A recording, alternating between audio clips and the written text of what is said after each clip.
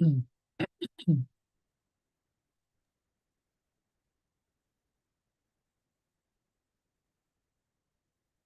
preparing to launch in 5, 4, 3, 2, 1. Ladies and gentlemen, this is Fabio Marques, and this is Fabulous with Fabio, the talk show that reviews how fabulous we can be and what kind of life we can build together. And we can build with lessons learned, with actions, and everything that has happened to ourselves. We can transform those things into lessons. This is sponsored by International Excellence Society. You can watch this interview live right now, and of course later in my YouTube channel, Fabio Marques 007, Fabio Marques 007, also in our talk show, Fabulous with Fabio, in our YouTube channel, and in our podcast later, Powerful Insights for Business. My guest today is Jorge Toledo, una persona extraordinaria, a fabulous person that has been through very tough times, but managed to go through those tough times, learn from those hard situations, and now has this beautiful purpose in life to share what he has learned and, of course, to inspire other people to do the same. So, Jorge, welcome to our Fabulous with Fabio talk show. Good morning, Fabio. It's a tremendous pleasure to be here. And thank you for having me and the opportunity to spend some time talking about my story and my experience, and then the path forward in my life. Perfect. I really thank you for being here with us. You know, our audience is always looking for inspiration and, of course, lessons they can apply to their lives. Not everybody has the same background, not everybody has the same experience, but we all can learn from each other. And I'm sure my audience will learn a lot from you today, especially because you are this amazing human being that has been through a lot, and somehow you managed to transform those things into powerful inspiration to yourself, to your family, and to everybody listening. So thank you so much once again for being with us. We're going to start talking about your previous experience as an executive, right? So my audience, we have managers, directors, we have people always trying to grow in their professional career. But of course, we all know we cannot grow in our professional career if we don't grow as a person. So I would like you to talk a little bit about your background as an executive, and then what happened and why you're here today with this different perspective about life and what you can share with us. Go ahead. Well, I would like to start to describe briefly where I come from and how. Okay. So I grew up in Caracas, Venezuela, coming from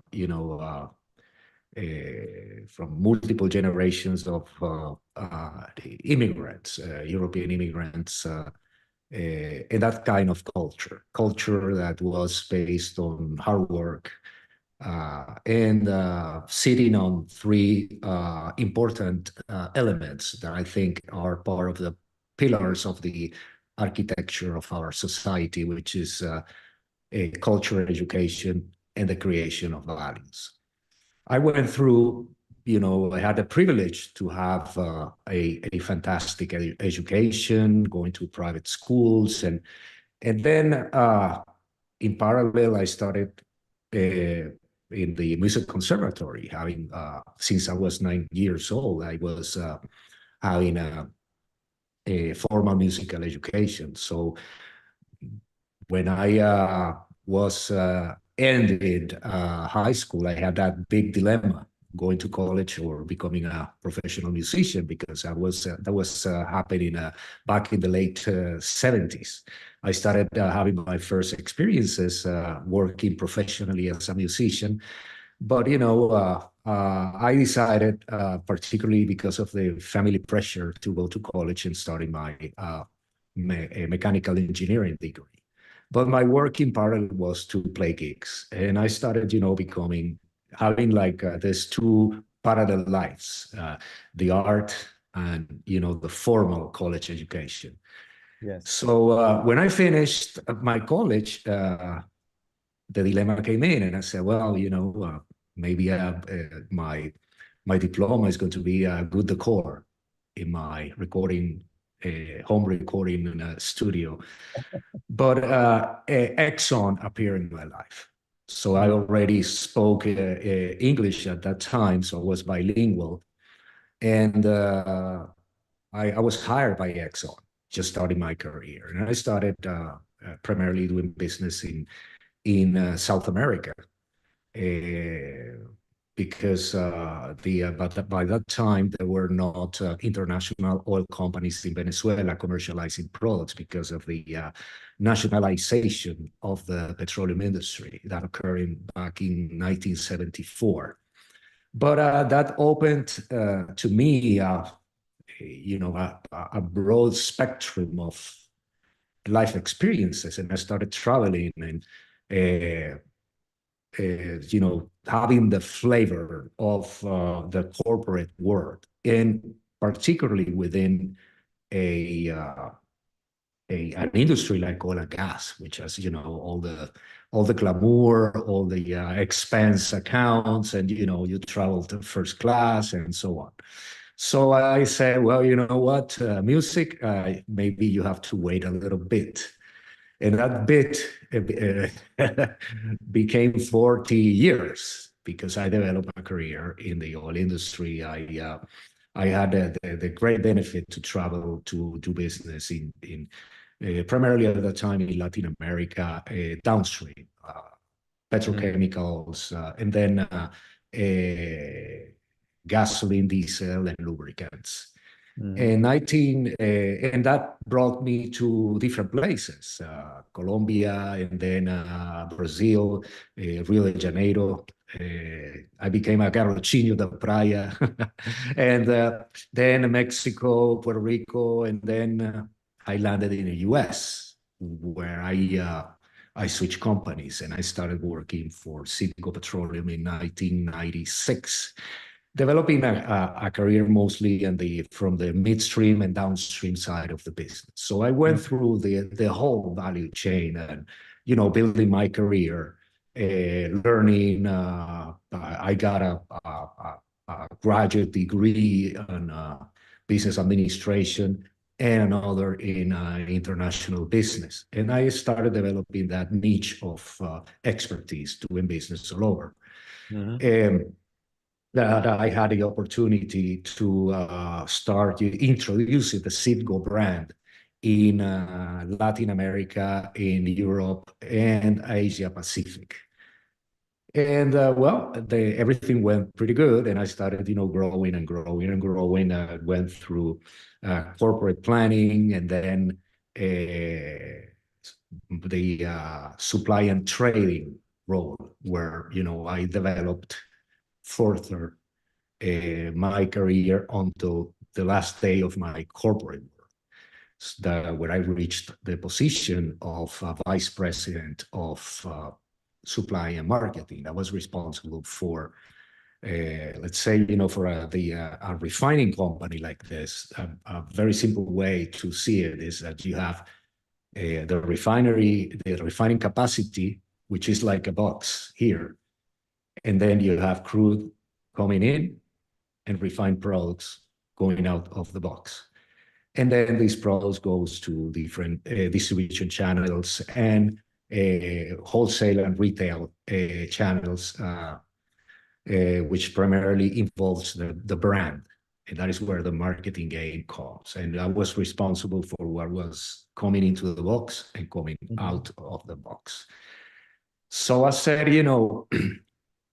I recall talking to my wife saying, this is fantastic. I am proud of what I have achieved in life after, all this journey. But it's like, this is too good to be true. And that too good to be true, the reality check that, something always happened. And so could be always a black swan, flying around on top of you. And so that happened. stop for a moment. Let's just stop for a moment. So you made this incredible executive career. Everything looked just fine. And then you had this feeling, it's too good to be true. Like if you were sensing something was about to happen. Is that what you're telling me? Yeah, I think that humans, and I'm not going to talk about myself only. If we start from the basic principle that we are not isolated entities in the universe, we are part of that universe per se. So we're connected with places, people, events. Uh-huh. Sometimes a human factor gets you some sensibility on what is going on in the environment. Uh-huh. And that environment around the business that I was running, I would say starting in 2014 or 2015, started becoming complicated, Mm. volatile, started, getting heavily influenced by geopolitics. And that concern, that sense of self-protection that humans have Uh-huh. started playing the role. And I said, this is getting very good, from if I'm seeing just my career ladder or how I developed my career and my family life. So that was also one of my main achievements in life, my family. And I said, this is going pretty good, but I'm in an environment that it's pretty volatile and it's pretty complex.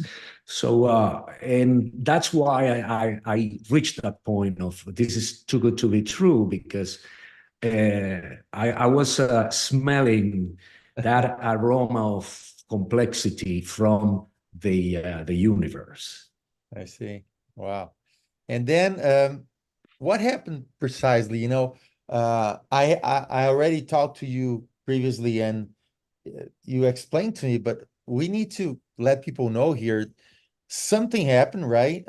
You don't need to get into all the details, but the major thing is that somehow you got involved or somebody involved you or in something that was going wrong and you were wrongly accused and wrongly arrested.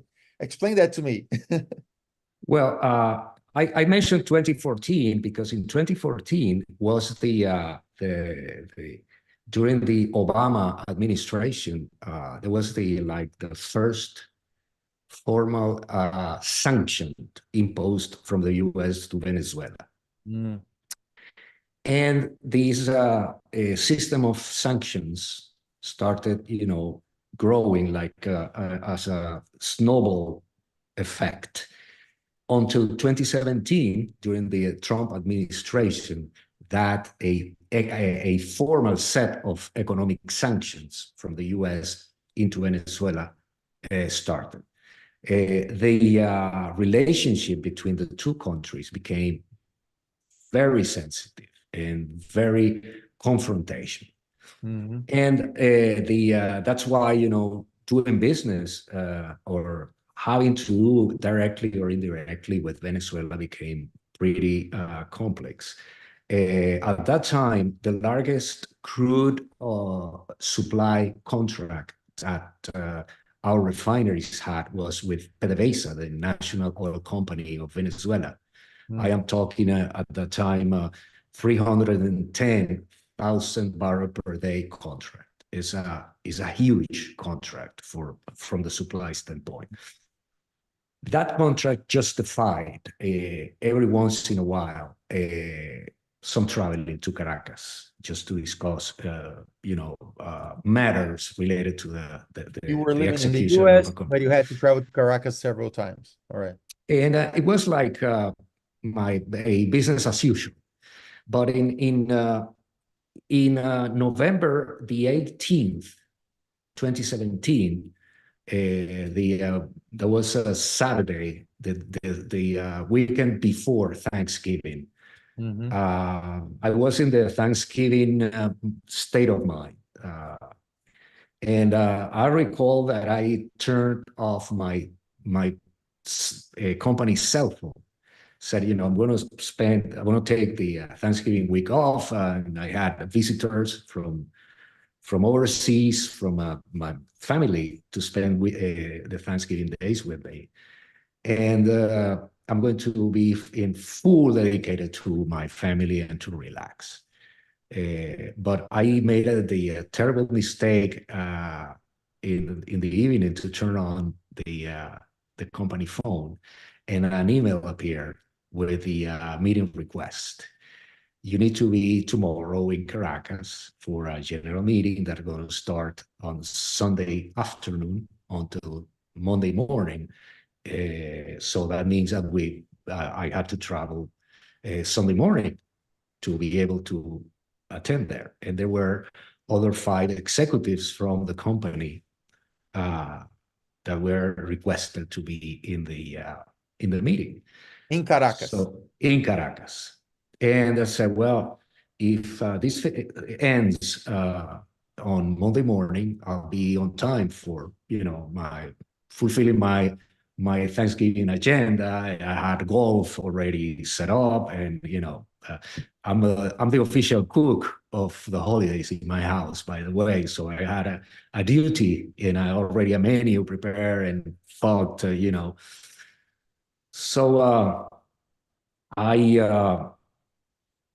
and on Sunday morning, the 19th, I went pretty early to the airport, and there were some curiosities around this on this trip. The first one is so we had in Cinco executives that had a dual nationality, Americans and Venezuelans, because of multiple reasons, and other part of the executives that are Americans. So Citgo is an American company, Delaware Incorporated corporation run by Americans, and it's not a subsidiary. It's, I think, the indirect subsidiary of the national oil company of Venezuela. So the curious part was that the only executives required were the ones with dual nationality. And the second one was an event that entered into a conflict with a corporate policy, which is having all your executives flying in the same plane. That is not permitted by policy. So when we had a CEO at the time of the company, and the 70% of the VPs. So that is, well, you have to be in Caracas, no matter what. So we flew to Caracas and we started the meeting. And I said, this is a meeting that is related to financial and legal aspects of the business. I have nothing to do with on this. I don't deal with dollars. I deal with barrels. That's my bread and butter. So I don't know why am I here. And there were other guys that had the same situation. But on the 21st of November, because we were required to extend our stay in Caracas already. Right, 21st was Tuesday. Yeah, because the 20th was Monday. Yeah. They were supposed to come back. And then while in the meeting room, they said, well, we're going to wrap up tomorrow, but it's important that you guys stay just to come up with a summary of what you're presenting. So we stayed on the 21st, and then by 10 in the morning, a squad of covert individuals with long weapons, vests, and there were around 20, entered into the meeting room and detained me along with my other peers. And that was just shock, That was the event that... You didn't know what was going on. It was just, what's going on here, right? I thought it was a confusion, this is a mistake, but we didn't know how to. So there was not a warrant. Nobody told us why we were detained. and we were taken to a military prison run by the counterintelligence from the military sector of the country. We were not allowed to even to make a phone call, which is a right established in the Venezuelan constitution and in any country in the world. And we started a sort of isolation. Obviously, we didn't have any attorney. So the following day, the 22nd, we were presented to court. And then we understood what happened, why they were charging us. And there was like a formal indictment, but we're also a verbal indictment on this. The formal indictment, they said that we signed an agreement to refinance the company's external debt. That was, something that we used to have personal benefits. Therefore, we entered into, we were supposed to get into actions of corruption, embezzlement, things like that. And we said, well, the truth of the matter is that the refinancing of this external debt was discussed in the board of directors, but it was never agreed nor executed. First, and secondly, the vice president of supply and marketing has nothing to do whatsoever in a process of a renegotiation of an external debt. This is a financial and legal matter. However, I was accused of having signed the agreement. That was like what is in the documentation of the trial. Verbally, we were accused to be CIA agents. We were helping and supporting the U.S. government to impose sanctions to Venezuela. We said, well, we were using our position in the company for, helping the U.S. to impose economic sanctions to Venezuela. Therefore, we were like, although we were not accused by treason or something like that. That's what they call. They assumed that you were all CIA agents acting as spies to help the U.S. government to apply those sanctions against Venezuela government. But then they produced documents that would incriminate you guys. Well, we went into that is when the journey started. This journey lasted 1,775 days, almost 5 years. In 5 years, there was no warrant at that moment. The warrant was produced later. You stayed in that military prison for almost 5 years without the right, without a proper trial, without really having a chance to defend yourself. Is that what you're saying? Well, that was the process because of Venezuelan law, when you're taken or presented to court and you're indicted by anything, there is a 45-day time frame that is open for the prosecutor to run an investigation and come up with a formal accusation or indictment. And this is when the prosecutor has to come up with solid evidence on that. At that moment, at that hearing, the very first hearing at the court, when we were presented to court, we exposed and explained, like in my particular case, first, I had nothing to do with a process of refinancing external debt.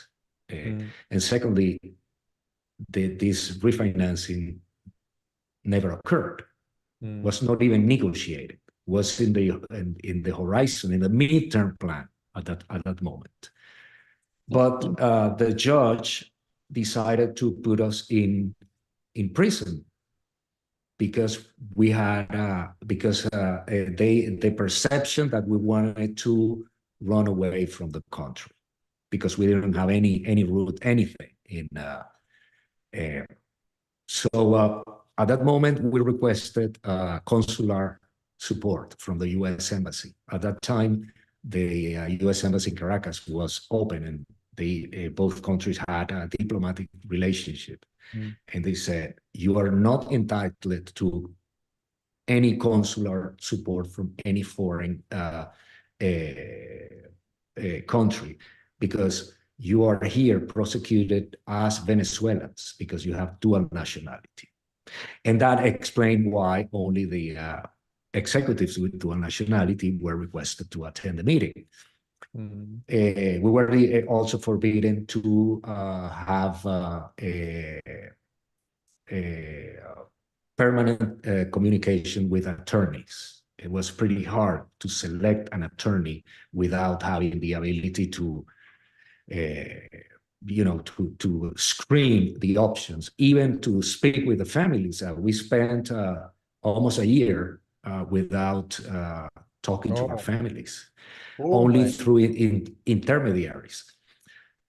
After these 45 days, we were accused, and in less than 30 days, it was supposed by law in Venezuela to start a trial. That trial started 2 years later. Oh my God. And in that trial, there was no evidence whatsoever that supported the accusation but they said they sentenced us, in my case, 8 years and 10 months, because although it was not demonstrated that the refinancing occurred, we were thinking, or we had the intention of doing the refinancing. And I recall my attorney standing up saying, this is like, the police stop a guy on the street and he has a $100 bill. And the policeman said, what are you going to do with this $100 bill? I don't know. I have it here. I'm going to buy some groceries or whatever. No, you have the intention to buy drugs and then to resell that drug on the street. Therefore, you are a drug dealer. Therefore, you're going to go to jail. So this is the kind of stories that, and I'm not going to talk about specifically on the case of Venezuela, because it seems that this is a business model that most of the autocratic regimes are following today in a global basis. And I'm talking about countries like Syria, Cuba, Nicaragua, even Russia and China. So, and that applies to foreign citizens as well as their local citizens that are categorized as political prisoners. So that is when I realized there is something geopolitical that is involving this, and I'm in the midst of this geopolitical affair. Well, let me just focus on one thing here. It's so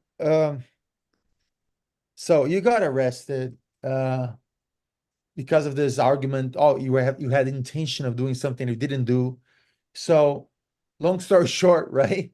You're not supposed to be arrested, but you were. Political reasons, whatever. They thought you were a spy or something. It's crazy. The crazy thing is you couldn't speak to your family for so long, 1 year or so. That must be super crazy, right? One moment you are with your family, preparing for Thanksgiving.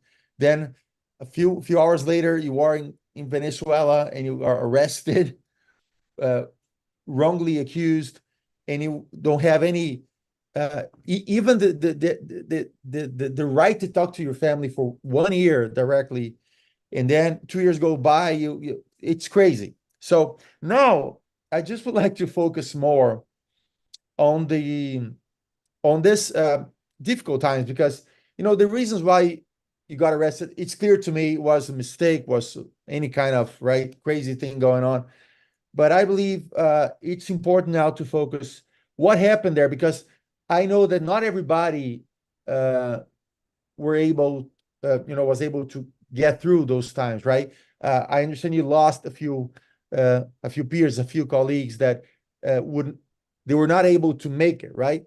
So what happened there that was so tough? What happened in this, during this prison time that was so tough, and how you cope with that?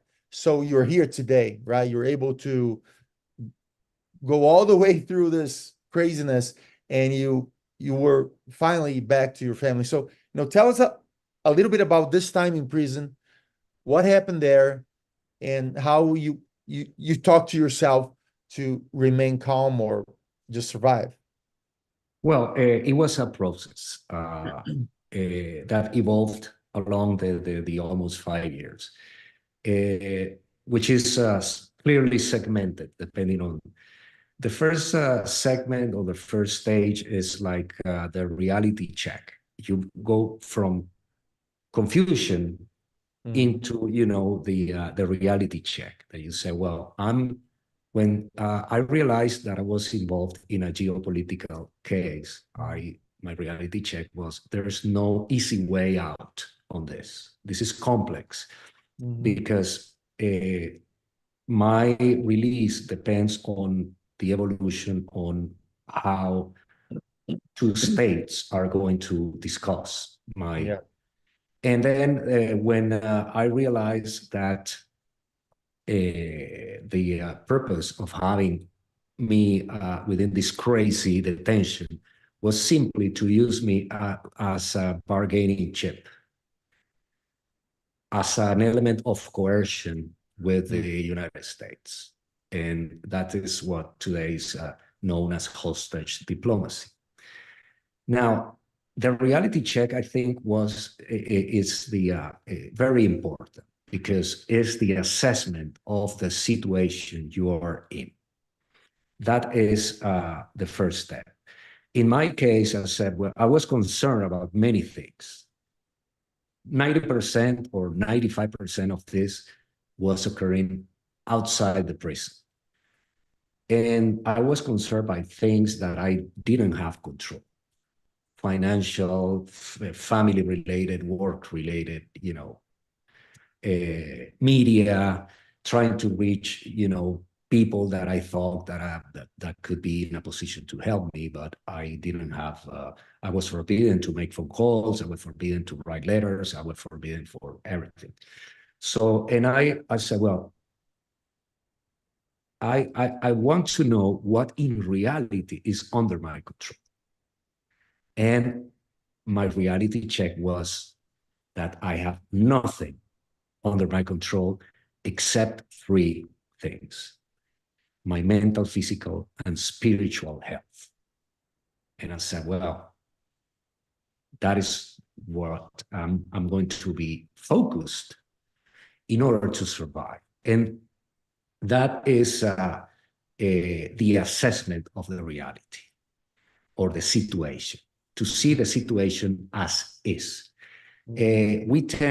Our tendency in normal life is to see the situation or the reality through things like our culture, our some preconceptions of concepts, prejudices, education, you name it, illusion particularly.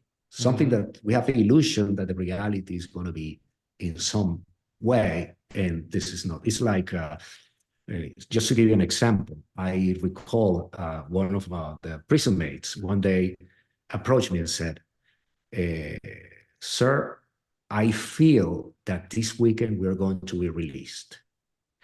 And I asked this gentleman, so give me your, the reasons why you're thinking that way.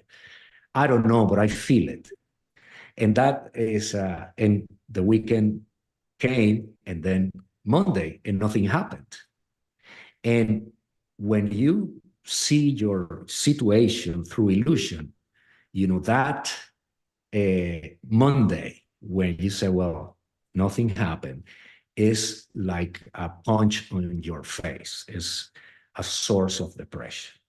And then here is what, comes as what I think was the most destructive things that a hostage can happen, or a prisoner, which is something that is created by your own mind, which is depression, despair, and anxiety. And these three things were primarily what prompted some other cellmates that intended to or committed suicide, because and that is when your mind becomes your worst enemy. It's not the foreman, it's not the state that is keeping you in a prison, or the judge, anything. So it's your own mind. So that's why it was so important to control, or to work on my mental, physical, and spiritual health. And that is the assessment of the situation. That is the first step. So then this is huge. I want to just highlight this for a moment. This is huge because most people out there on the world right now, they are really suffering from depression, desperation, or anxiety, because they create this fantasies in their heads that something's going to happen, right? And if that something happens, they're going to be happy. If that something happens, they're going to feel successful. They keep projecting outside of their own body and mind. If that happens, I'll be happy. If that happens, and this is going to happen, I feel it, right? So it's what you're saying. Illusions or fantasies we create, and we deposit our hope on those things that we have no control in order to be happy, or whatever. And you're saying the first thing we want to master is our mental, physical, and spiritual health, because they are really under our control, and we can work on them to become stronger every day. So this is huge. I just wanted to highlight that. Thank you for sharing this. Well, and now the question is, so how can I approach the reality as is?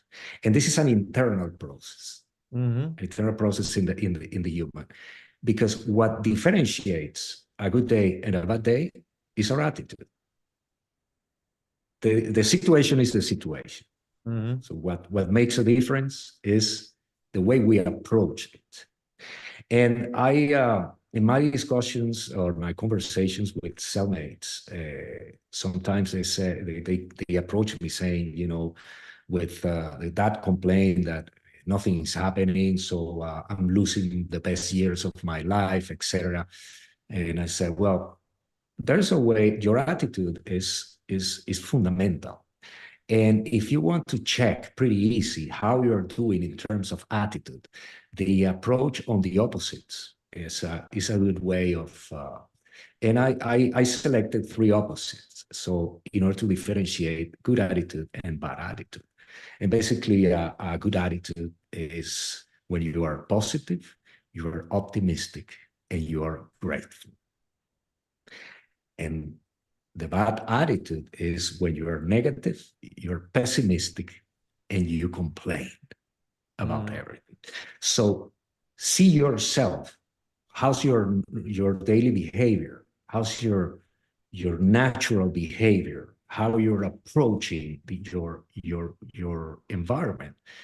And you're going to balance your behavior, whether you are in a good or in a bad attitude. So in the same situation is completely different whether you are in one side or the other. That is, I would say,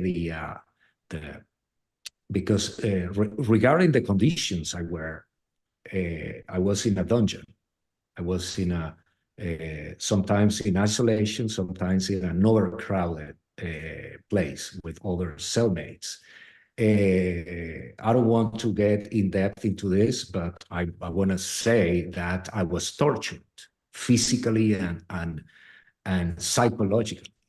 I was victim of what is known as white torture. I was under starvation. As a result of this, in less than 8 months, my weight reached 100 pounds. So I'm a 5'10". I've been an athlete all my life. So moving toward 100 pounds, it was huge. So at that time I said, it's definitely my life is in jeopardy.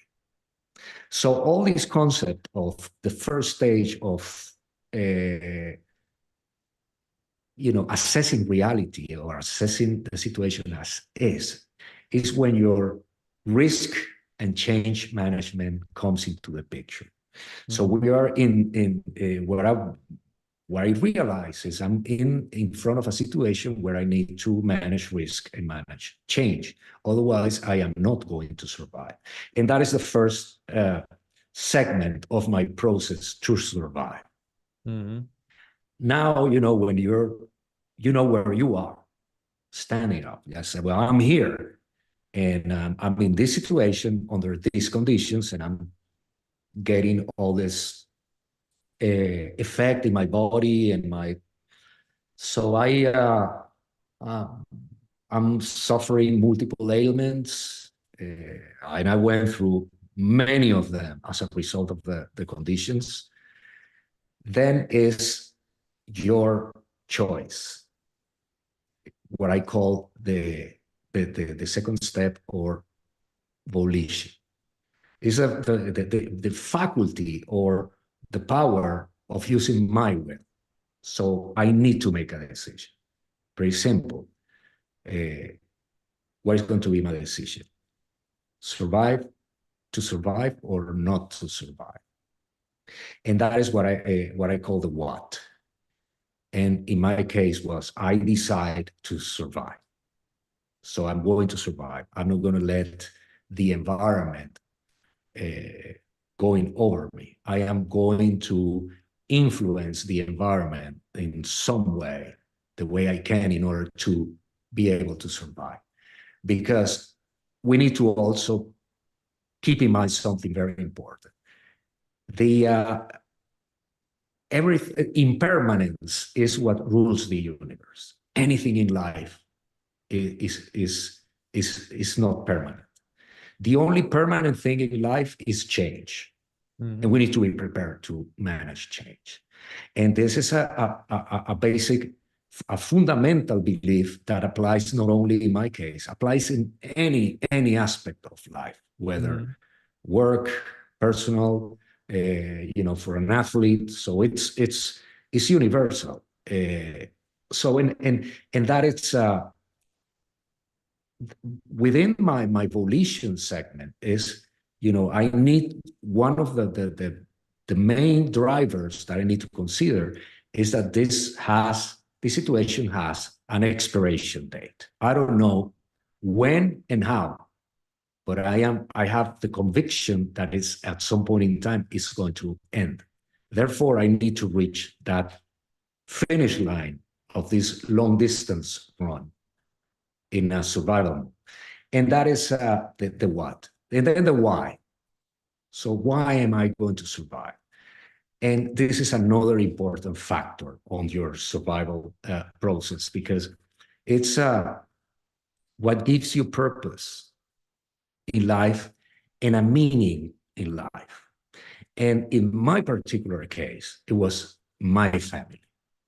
Mm-hmm. And this is coming on something that I realized, I think, within the first month of captivity, that I said, all my priorities in life were wrong, were mistaken, because I had my job as the top priority. Why? Mm-hmm. Because my job is necessary to provide resources to my family and provide happiness to my family.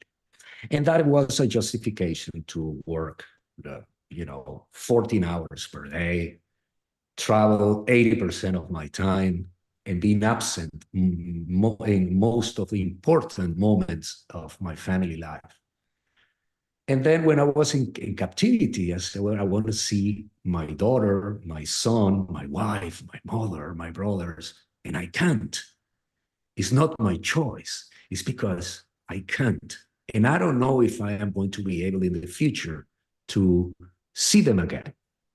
So, and then I realized I was wrong in my priorities because my family is my priority.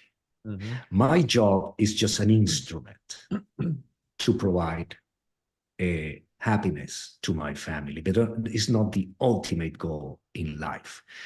And then that is my purpose. And when I was, the first time that I was able to have a phone call and talk to my wife, she wasn't able to articulate a word because she was crying. I had a 2-minute call. And I wanted to tell her so many things, and she was crying, and she was not able to articulate a word. And I said, I have a commitment to you in this situation. And my commitment to you is that I'm going to go back to your arms as a better man than before, stronger than before. And that is when your determination comes into the picture. So, but determination without action is just wishful thinking. You need to take action. You want to do so many things, and if you don't take action, nothing is going to happen. So I said, what I have, I know what I want to do. I know why, and I have the determination to do it. So now, what is going to be my action? One thing before I need to the action, just one thing, again, to help our audience really, absorb the main lessons here. When you are in a challenging situation, you really need to understand what really matters to you, right? What is the most important thing, or the most important things, your priorities, what really is the thing you want to value in your life. So, not everybody will go through the same situation as you went through, of course, and we hope nobody goes through something like that. But they have to understand that everybody will go through difficult situations and challenging times, and they need, at those times, they need to really understand, what are my priorities? What is the things, or the thing that really matter to me? Because that will give you strength, right? Determination and energy to really take action, which is your next step right now, right? Yeah, and the action is the next step after your volition. And the action is, well, I have to implement the necessary actions and strategies and execute my strategies to preserve my mental, physical, and spiritual health. So in case of the physical health, when I was so short in calories per day, I decided to keep my physical health doing things like stretching or yoga. Just try to keep my joints and my muscles in shape based on the conditions. Because sometimes, I spend several months from my captivity in a 2-meter by 1-meter place. And I had to, but I need to keep an eye open on the calories that I was burning. When my nutrition became better, I started doing some working out, like push-ups and squats and things like that. In terms of my mental health, what I did was meditation.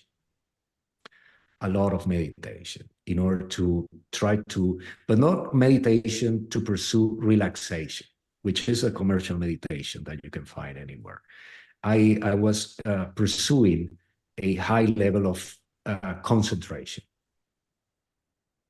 in order to try to stay away mentally from the harsh conditions from my environment. When I was allowed, I also taught music to some of the cellmates, and that was pretty good because I was at the same time that was helping me on keeping my mental health, I was helping others. Because the comment was that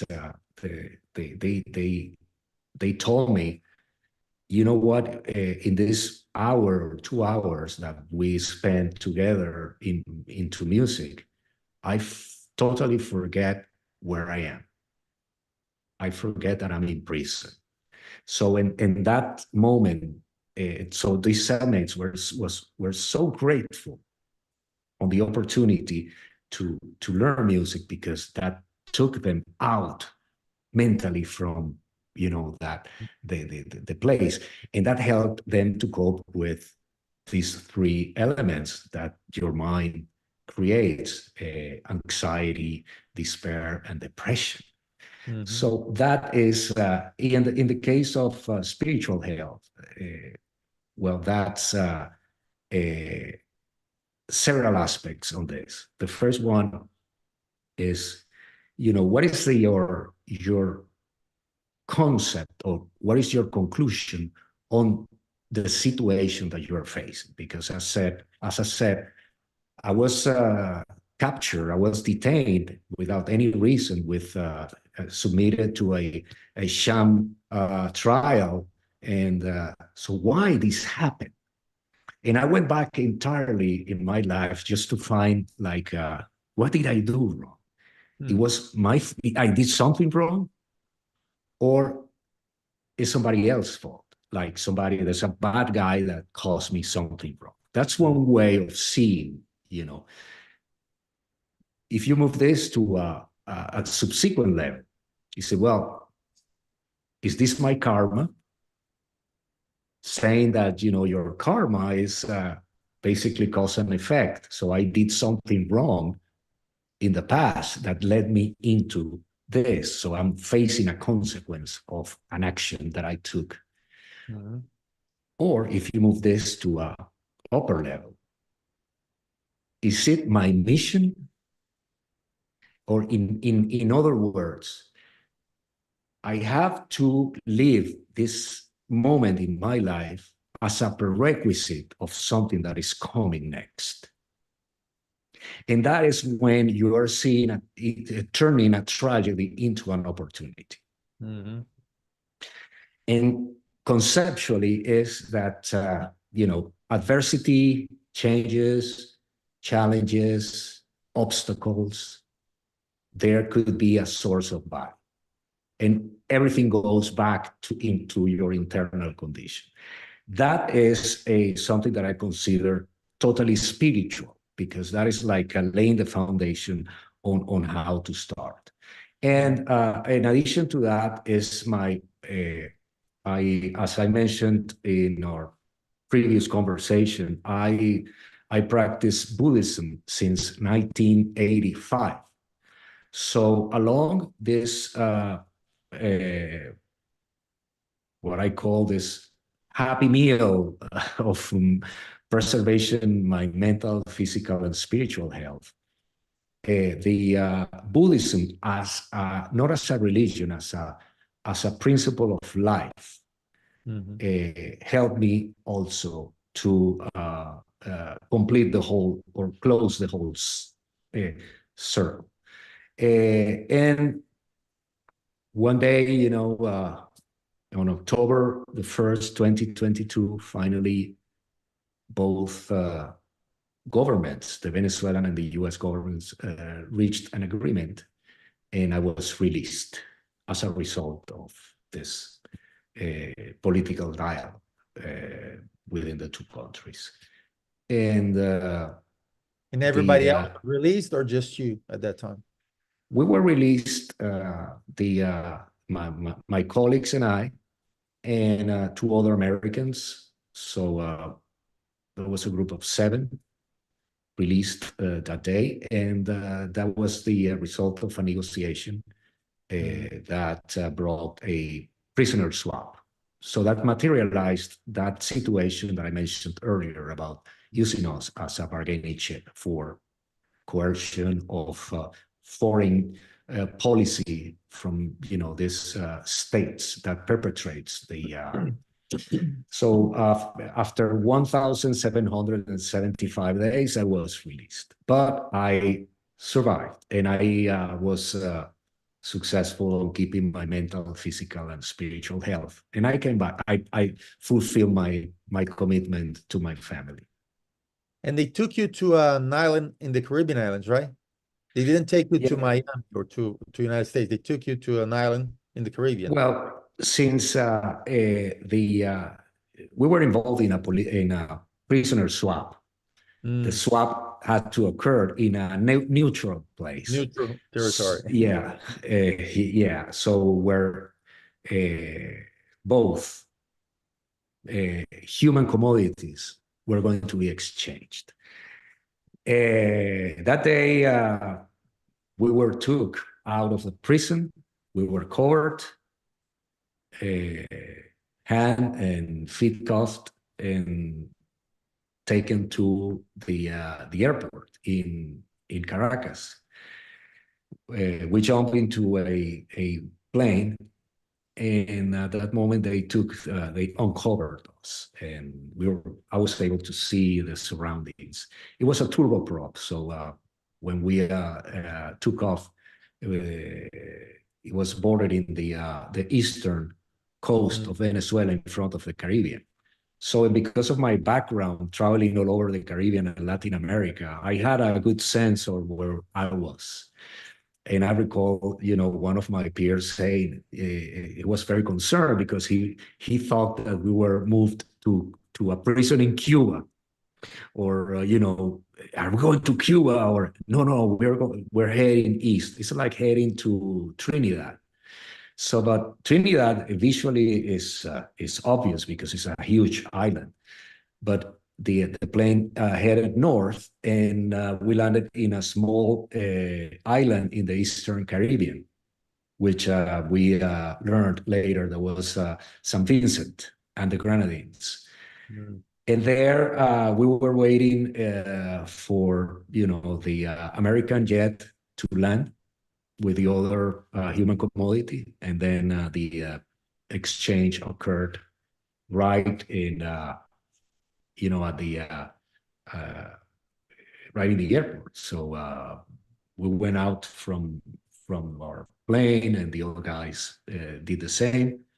We crossed, and then we jumped into the American flight, and that is when I said, is this real? So because I feel that I'm in the midst of a Netflix movie, this is the end of the conspiracy and the spies, and but finally, when I saw a face of a guy from the U.S. government, I said, well, I think I can say that I'm heading home. Well, this can surely become a movie because, of course, we don't have that much time here to explore all the details, but it surely is worth the movie from your perspectives. The prisoners that probably everything that you've been through in that prison, and the psychological torture began just by being imprisoned without knowing what's going on, right? Without being without doing anything wrong. You just got into prison without knowing what was happening, without having the chance to talk to your family. So that is psychological torture right there. And I know you suffered also physical torture. And this is really something to learn from, because as you're saying, why is this happening to me? And then you're going through all those stages of trying to find a reason, right? Maybe this was really something you needed to go through to become this amazing human being right now. and to do what you're doing right now, which is inspiring other people to overcome their challenges and obstacles in life. But all those things that you're able to really create like a system, right? So I assess the situation, I accept the situation as it is. I stop complaining. I stop blaming, trying to blame other people. Okay, this is the situation. These are the facts. Okay. And now I need to work on my attitude and really realize what can I control, right? So you decided, okay, this is the situation. All right. Now I'm going to work on myself, things that are under my control, mental health, physical health, emotional health, right? So spiritual health, so I can survive this process. And I need a reason to do that. I need a strong motive to take action. And what is my motive? So you got a very good sense of your priorities, what is really important in your life, your family. That was enough motive to take actions strategically to survive and maybe someday see your family again. And you did that systematically until you finally got the results you wanted, which is be reunited with your family. So it's really an impressive, not only impressive story, but an impressive way you used, method, whatever you want to call it, to go through this terrible times until you finally got the results you want. So Jorge, it's really a pleasure having you in the show, and I would like you to now, if you can, summarize uh, one, two, or three main lessons or action steps people should take out of this conversation here so they can apply to their lives or their jobs or their businesses. What do you think they should take away from this interview that is most critical to help them succeed? Two or three key points. Well, first of all, what I would like to say is that you can extract value out of any circumstance of life. Mm-hmm. When you face change, you face adversity, challenges, obstacles. That could be turned into opportunities, and you can extract value out of any circumstance based on the concept of that the individual and his or her environment are part of the same universe. You can influence that. The second part is the systematic approach. Stay calm and go through the process. And the third one is aiming to your result, screen your result. What cannot be measured is irrelevant. And in my case, so that what I mentioned about that the issue was my mission, and I wanted to transform tragedy into opportunity, came into the result I obtained. And I obtained as a result a lot of things that I improved or I acquired out of my 5-year experience. And I'm talking about a new set of priorities. I'm talking about patience, resilience, tolerance, prudence, discipline, common sense, respect, better understanding of human nature of life, stronger spirituality and faith, perseverance, but also I improved my negotiation and persuasion and communication skills during my life in prison, management of crisis, management of risk, change management, a better ability to drive change, to influence people, like in the case when I help others via my music, and last but not least, I acquired a surgical ability to clean toilets. I was required every other day in prison to clean toilets. But since we were forbidden to have medical assistance, hygiene was pretty critical. So I developed this ability to clean toilets, like being in a surgeon place. So And this is funny because when I came back, so my wife had to, in these 5 years, had to take some actions to cut costs in the household, etc. So when we used to have a lady that helped her in a weekly basis to clean the house, but she said, you know, now that we are under this circumstance, she's coming here once a month. And I told my wife, well, but I can help you. I can help you cleaning the bathroom and the toilets. And then, okay, that's fine. And I cleaned the toilets and the bathrooms at home.